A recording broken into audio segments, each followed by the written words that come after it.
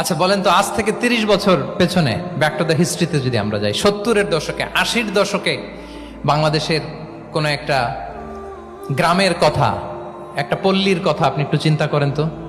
রাত 8টার দিকে, 9টার দিকে আপনি ওই গ্রামের কাউকে খুঁজে পাবেন?